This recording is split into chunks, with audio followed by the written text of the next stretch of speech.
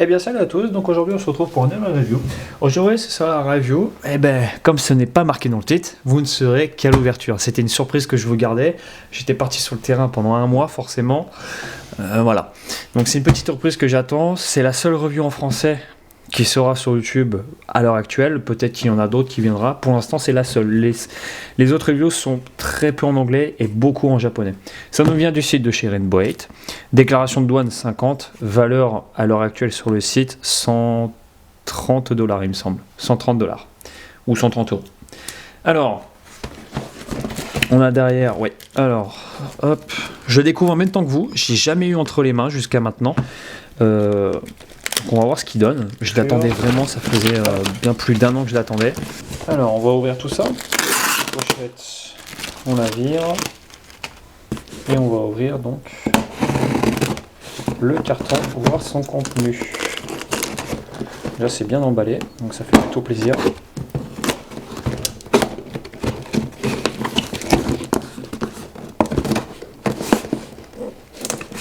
Ça fait un moment déjà que j'en parle, que j'allais le recevoir. Pour ceux qui me suivent un petit peu.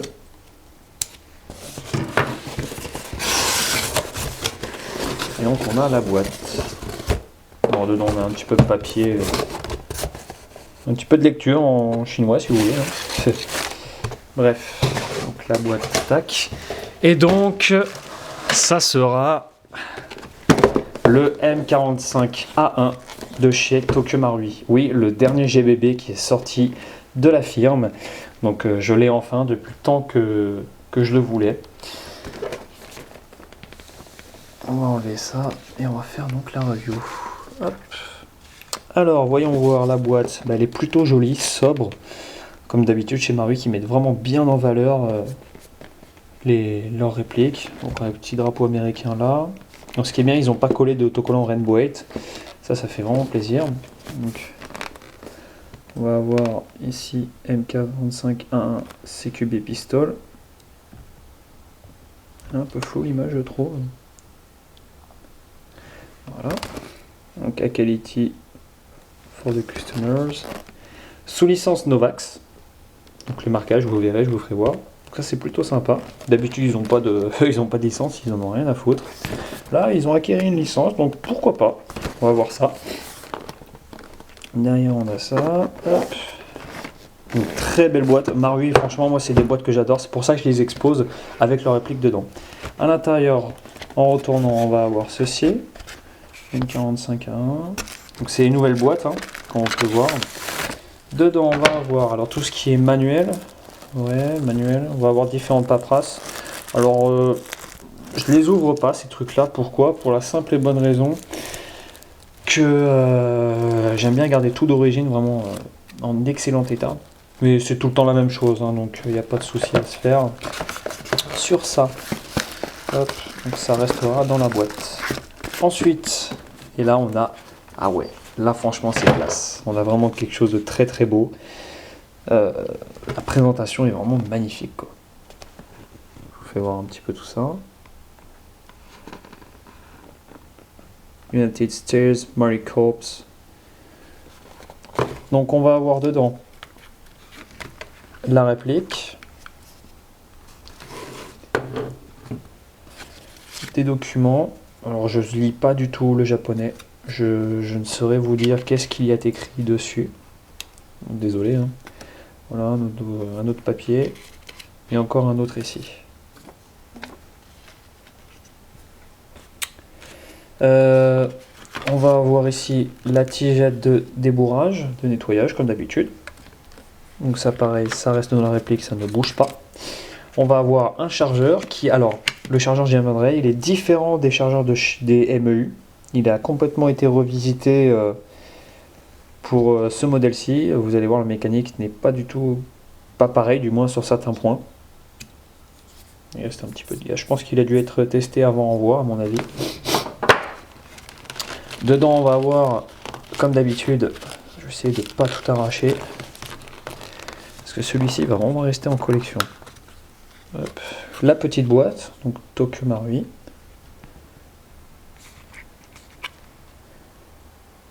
Je vais me faire mise au point, j'espère. Ouais. Donc, Tokyo Marui avec le site ici. Hop. M45 CQB pistol. Donc ça change des boîtes qu'on voit d'habitude, c'est marrant. Mais bon. Alors dedans, normalement, on va avoir plusieurs choses. On va avoir le bouchon de canon. Donc ça, rien d'étonnant. On va avoir un petit sachet de billes de chez Marui. Des billes haute qualité, hein. Franchement, il n'y a pas à se voiler la face. Pareil, je les garde pour au cas où si je revends ça, au moins il y a tout d'origine. Alors ça, c'est les fameux followers qui permettent de tirer à vide. Et enfin, la clé de bushing. Hop. Voilà, avec donc Tokyo Marui, Gas Blowback, M45A1. Donc, je vais laisser ça dans la boîte, je rangerai après la review forcément. Et donc on a la réplique. Alors avec ça, pareil, je vais l'enlever tout de suite. Hop.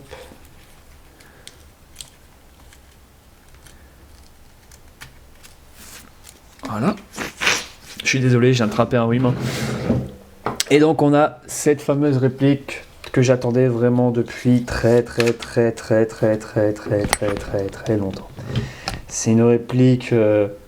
Pourquoi? Parce que je faisais partie de la MSOC 19 avant. Il y avait le Bell qui était pas très beau. Il y avait le KWC qui est sorti, qui m'a bien dépanné, qui me dépanne encore.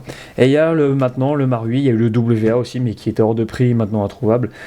Et Marui ont décidé de le faire aux bonnes dimensions, avec le bon rail, les bons marquages, etc. De toute façon, je vais vous faire voir avec le M45 de chez KWC, je vais vous faire une petite comparaison dans la vidéo review dans tous les cas. Donc la réplique tout en ABS. Alors l'ABS, je trouve de moyenne qualité par rapport à avant. C'est bizarre, par rapport à un MEU, je trouve vachement plastique cheap. Alors je suis un peu déçu sur ça. Bon, la finition est magnifique. Franchement, il n'y a pas à dire. Marui, pour moi, c'est the best, la best marque, quoi. Pour ça, il n'y a aucun problème. Mais je trouve que la finition, enfin le plastique fait vraiment plastique cheap. Voilà, quoi. Je suis un peu déçu sur ça. Donc voilà un peu l'ensemble. Bon, sinon la couleur est unie, vraiment magnifique. C'est franchement une réplique. Waouh. Les marquages, alors les marquages on va en avoir forcément, Marui oblige. Donc Colt USMC avec les 3 étoiles au milieu, donc bien gravé dans le moule de la culasse. Hein. Alors, hop, là on va rien avoir. Les mires, donc on va avoir un marquage Novak. De l'autre côté, on va avoir les marquages donc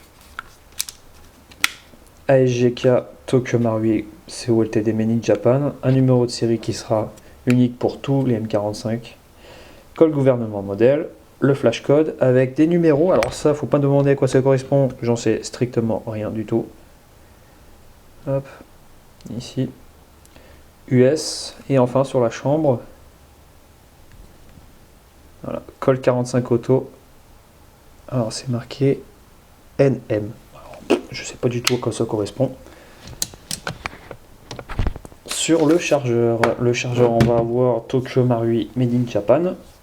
Et c'est tout, rien de plus, rien de moins. Alors on peut voir déjà qu'ils ont réadapté, ce n'est plus une vis, mais 2 goupilles. Alors ça c'est sujet à des fuites. Donc je sais pas si c'était une bonne idée de faire ça, sachant qu'avant c'était une vis, il fallait juste revisser. C'était très bien. Les goupilles, je suis beaucoup moins fan de ça. C'est compatible avec les chargeurs du 1911 standard et surtout les 1911 MEU, type MEU. Donc pas de problème sur ça. Au niveau du poids, alors on a quelque chose qui est... Le poids se situe vraiment bien ici, on sent hein, à la prise en main, mais c'est bien équilibré, vous voyez. Je tiens à la main ici, c'est vraiment bien équilibré. On a vraiment quelque chose qui est vraiment très sympa. C'est normal parce que les poignets, pardon, je suis fatigué. Les poignets sont remplis en fait à l'intérieur ici de poids qui permet de l'alourdir et donc de donner un petit peu plus de réalisme. On va avoir donc à l'avant des grips de préhension, donc on peut voir, hein, ils sont très beaux, très bien dessinés. On va avoir un rail qui est aux côtes normales, mais qui possède bien le bon nombre de trous et qui est aux bonnes côtes. Alors ça c'est génial. Donc pour ça il y a Il n'y a aucun problème. Par contre, on sent le jeu qu'il y a, mais c'est impressionnant. J'ai pas l'impression que ça soit du... Oh, ils ont... Oh, j'ai pas eu ça sur mon MEU, quoi. On sent que ça... Là, ça bouge en bas, c'est... Oh, c'est la première fois que je vois ça sur du Marui, quoi. Je me pose des questions sur la qualité, si c'est vraiment, mais... bon, bah on verra à la longue. Bon, je fais confiance à Marui quand même, mais... bon, les contrôles sont bien en métal. Détente, arrêteur de culasse. Ici également, au niveau des deux pins qui font la jonction ici et ici. Ainsi que la sécurité de pouce, donc la tente safety. L'extracteur de chargeur, enfin le bouton d'extraction de chargeur.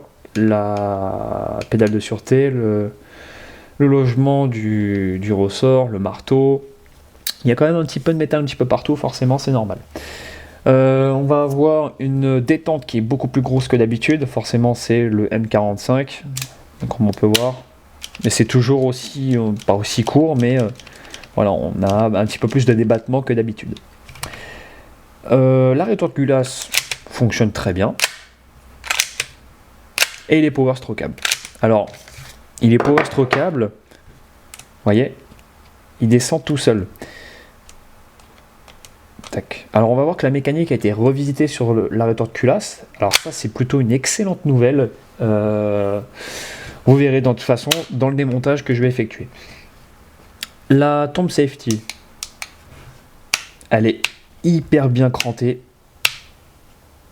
Allez, waouh, ah ouais, franchement là c'est... ah ouais, là ça fait plaisir. De voir un crantage comme ça, c'est très franc. Il n'y a aucun jeu. Ah ouais, non, franchement, c'est super. Là, ils ont fait vraiment un super boulot. Sur le MEU, il y a un léger jeu, mais vraiment très léger. Là, il y en a pas du tout. Alors, on peut pas la mettre, donc nickel. La sécurité, la pédale de sûreté, est-ce qu'elle fonctionne bien? Nickel. Nickel, parfait. Donc pour ça, il n'y a pas d'inquiétude. Hein. Marui, zéro souci sur la mécanique. Hein. C'est quelque chose qui est vraiment fabuleux. Donc le rail. Est-ce qu'on va avoir des traces de moulage? Alors ça, c'est ce qui va nous intéresser aussi, hein, forcément. On va faire un petit zoom. Hop, et une mise au point. Alors, j'en ai vu sur certaines vidéos review qu'il y avait des traces de moulage. Alors, est-ce qu'on va en avoir une? Ouais, vite fait à l'avant, un petit point de moulage. Juste là, bon, pas très très grave, hein, ça se voit à peine. À l'intérieur, ouais, on va avoir des traces de finition. Très très sympa. Hein. Pas dégueulasse surtout. À l'arrière, est-ce qu'on va en avoir? Non. À l'avant, peut-être. Non plus. Bon, bah écoutez, peut-être qu'il y a une deuxième série qui est sortie. Mais en tout cas, sur ce modèle-là, pas de problème de finition. Bon, bah très très bien, hein. Tant mieux, j'ai envie de dire. Les grips, on peut voir c'est les grips type M45, hein. C'est vraiment commun à cette arme-là, si on peut dire, pour ne pas dire réplique comme ici, mais c'est commun, c'est typique à cette reproduction, quoi.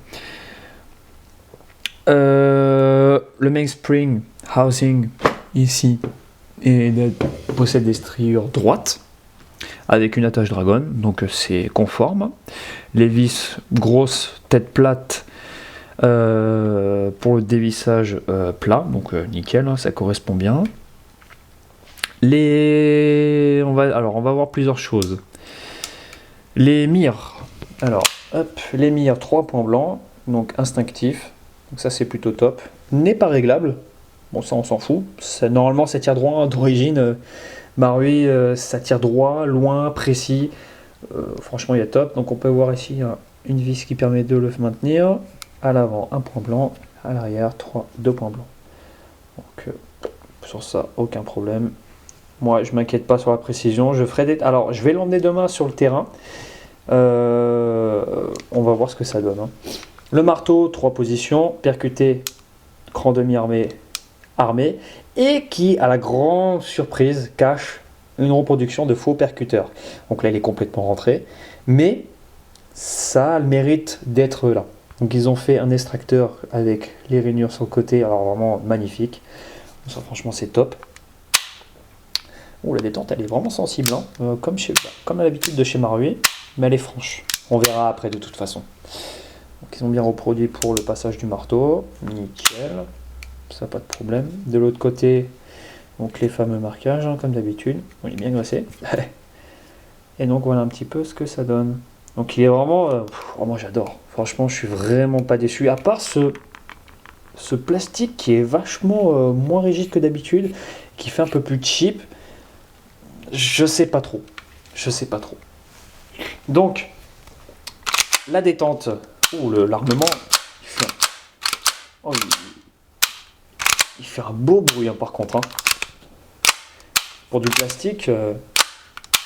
Bon, c'est sûr, c'est plastique, c'est pas comme le KWC où qui fait un bruit magnifique. Qui fait quasiment comme le vrai.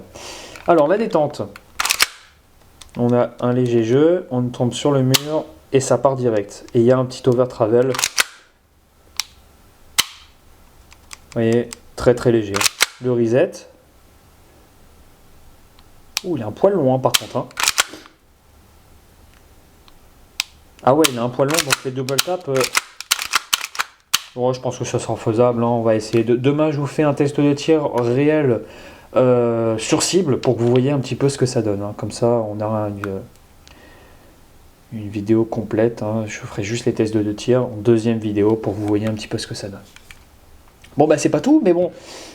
Je vais parler du chargeur. Donc, le chargeur, maintenant j'en ai parlé, je suis bête.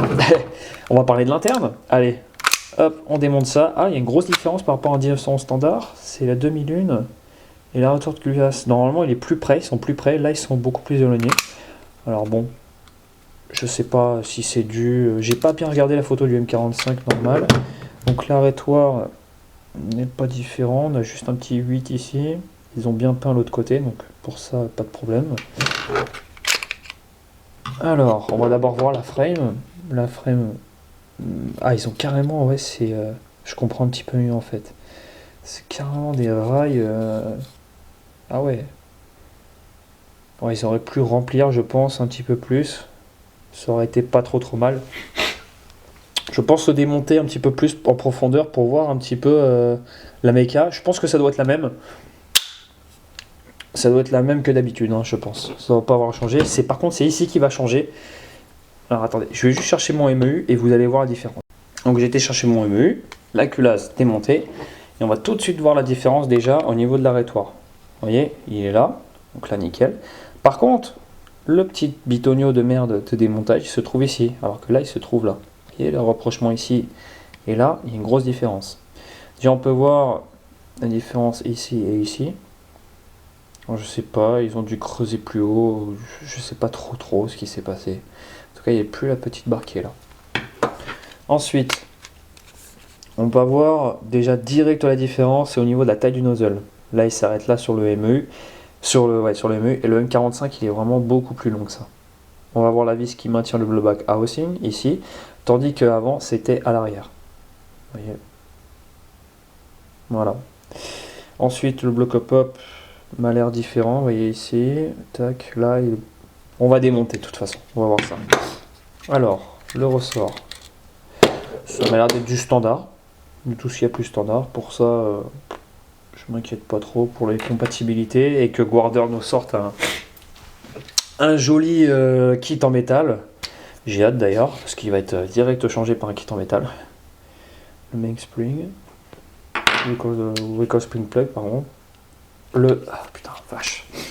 Il est extrêmement dur. Normal, il est tout neuf, il n'a pas tiré un seul coup. Donc je vais le découvrir avec vous en même temps. On tourne la mallette. Ah, vache. Il est méga dur. Oh putain.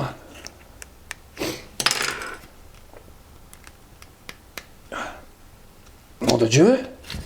C'est rentré au pied de biche ou quoi leur truc là? Voilà, je vais y arriver. Ah putain la vache, il est extrêmement dur. Je me suis même fait mal au doigt. Donc c'est du standard aussi. Allez, hop. On va avoir le canon. Ah oui, c'est différent d'habitude. Hein. On peut voir tout de suite. Vous voyez. Donc pour démonter le canon, pour l'enlever, en fait, il faudra enlever cette vis là. Voilà. Le réglage du hop-hop, très dur, enfin dur mais sans l'être, sans être non plus méga dur. Voilà, le hop-hop, toujours efficace, hein, je pense. Il faudra que je démonte le canon interne pour voir un petit peu si c'est compatible de d'habitude. Bon, l'outer barrel en plastique, ça va de soi. Et enfin, la culasse. Alors, j'ai lu sur plusieurs reviews anglaises. Là, ici, vous voyez, il y a une espèce de gros renfort qui vient comme ceci. Hop. Donc, comme vous voyez, gros renfort ici. Ça n'a plus rien à voir comme avant. Donc, en fait, quand on viendra tirer la culasse, ça viendra aider à le descendre en même temps que le petit étang vient appuyer sur l'arrêtoir. Donc là, on va avoir vraiment un très très gros renfort. Le nozzle m'a l'air vraiment très très gros. Donc un kick qui promet. On va avoir des petits roulements ici. Donc ça, c'est plutôt pas mal. Hein. C'est vraiment pas mal du tout. Ça va aider, je pense, à l'accoulissement. Bon, par contre, il coulisse super bien. La tête de piston style expansive. Donc meilleure étanchéité. Pour ça, je me fais pas de bill avec Marui. Donc ouais, c'est plutôt une belle méca qu'ils ont revue. Je suis vraiment désolé pour le rhume. Donc ça, c'est plutôt pas mal du tout. Alors, je vais mettre ça juste de côté. Je vais vous faire voir la différence du chargeur pour que vous voyez un petit peu. Vous voyez, normalement, avant, il y avait une vis ici. Là, il n'y est plus. Et on peut voir également que la profondeur du remplissage de bouteille est beaucoup plus profond que d'habitude. Tandis qu'ici, c'est tout proche. Donc faites gaffe à vos embouts de bouteilles qui sont vraiment très courts. Sur certaines bouteilles, ça va peut-être pas passer. Hop, allez, on remonte tout ça. Ouais, c'est vraiment... c'est bizarre. Alors est-ce que c'est fait exprès pour pas qu'il sorte trop facilement? Moi je pense pas. Déjà sur un vrai Colt, c'est pas aussi dur de le démonter. Hein. C'est vraiment super simple. Là par contre, c'est violent quoi. Hop. Ensuite, on met le mainspring. Hop, on vient mettre le ressort de recul. Ah, petite mise au point. Hop. On vient prendre la culasse et la frame. Je vais tester un truc, voir. Est-ce que c'est compatible? Ça m'a l'air compatible en tout cas. Ouais, c'est compatible. Hein.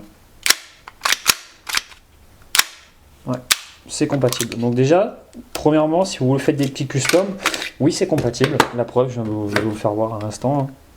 Mais bon, franchement, celui-là, je suis pas prêt de customiser à part s'il y a un kit métal de chez Guarder qui arrive. Hein. Celui-ci, je l'ai tellement attendu longtemps.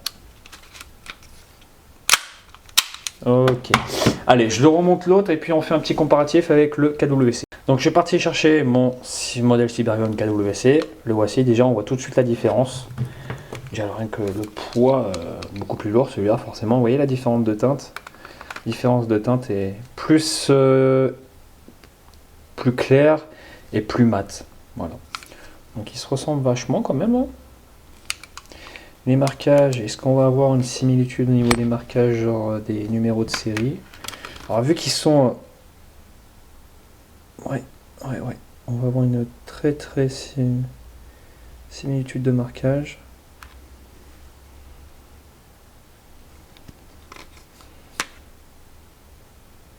Ouais, ça correspond quasiment. Hein. Bon, le numéro de série, c'est pas pareil forcément. La détente, vous allez voir, vous avez vu, la détente n'est pas du tout la même. Les plaquettes de crosse, plus claires. Les vis, pas du tout les mêmes. Là, la pédale de sûreté, pas du tout la même. Le marteau, pas trop le même. Ouais, vous voyez le trou est différent. Les mires, donc des rainures, n'en a pas. Pas de marquage sur le cyber. Vous voyez la différence? Tout de suite on la voit. Hein. On va avoir un rail bizarre sur le cyber, tandis que sur le Marui on va avoir un rail réaliste. Donc l'avant, ça correspond à peu près. Hein. C'est normal si c'est un peu flou, c'est que je suis trop près au niveau de la caméra. Mon objectif n'est pas fait pour. Donc voilà la teinte, hein. On peut voir tout de suite la différence. Voilà. Allez, une fois ce petit comparatif, vu qu'il est fini, on va passer au test de tir. Alors, j'ai pour ça gardé mon chargeur du MEU de côté et mon chargeur du M45. Forcément, on va tester au M45 avec le M45 chargeur d'origine. On va voir ce que ça donne. Gaz ATM 110 PSI. Déjà plus silencieux. Oui, déjà plein. Oui, il fuit pas. Et lui.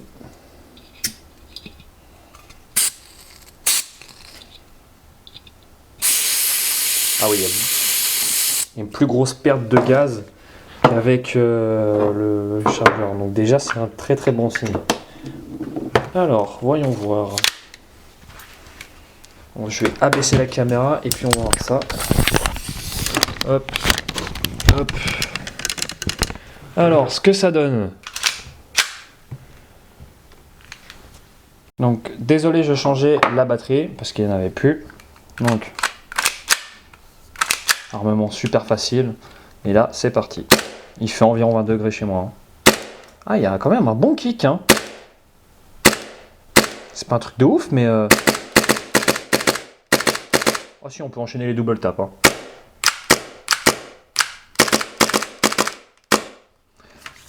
C'est pas mal du tout. Vraiment pas mal. Je pense que le 110 PSI n'est pas adapté. Il va falloir passer au Nuprol 1.0 ou en 144A. Avec le chargeur du MEU, voir ce que ça donne.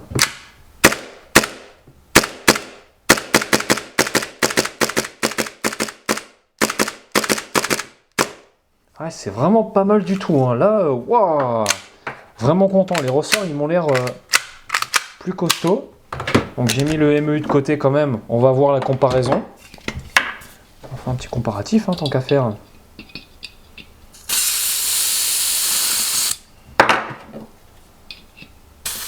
Ah ouais, ça n'a rien à voir.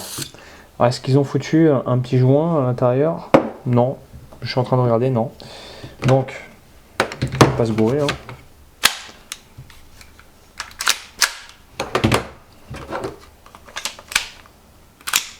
Ah oui, il est beaucoup plus facile à ramer que le M45. Hein. Donc...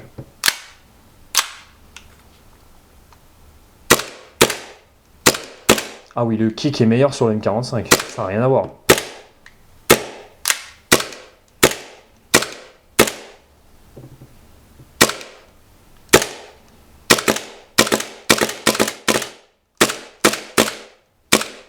Le kick est plus franc et sec sur celui-ci que sur celui-là. Le kick est plus mou sur le M45 est plus mou. Enfin, le MEU est plus mou. Le M45, par contre... Ah oui, ça n'a rien à voir. Ça n'a clairement rien à voir. On a vraiment une différence de cycle, de kick, j'en passe et des meilleurs, sur le M45, quoi. Donc pour moi, en conclusion, clairement, c'est un super produit. Je ne regrette pas d'avoir attendu aussi longtemps les PA Marui. Donc franchement, moi, je suis vraiment satisfait à fond. À part comme je répète, ce petit truc qui me dérange. Qui me dérange un petit peu quand même. Bon, c'est un petit détail. Hein. Mais sinon, pour moi, waouh, c'est une réalisation vraiment super belle, quoi. Franchement, je regrette vraiment pas ce petit investissement. Bien que ça a été fait en échange, enfin c'est une petite histoire, quoi. Donc du coup voilà, moi j'espère que cette petite review vous a plu, sachant que c'est la seule en français pour l'instant disponible. J'ai essayé de faire de mon mieux, donc voilà, moi je vous dis à bientôt pour une nouvelle review. Allez, ciao ciao.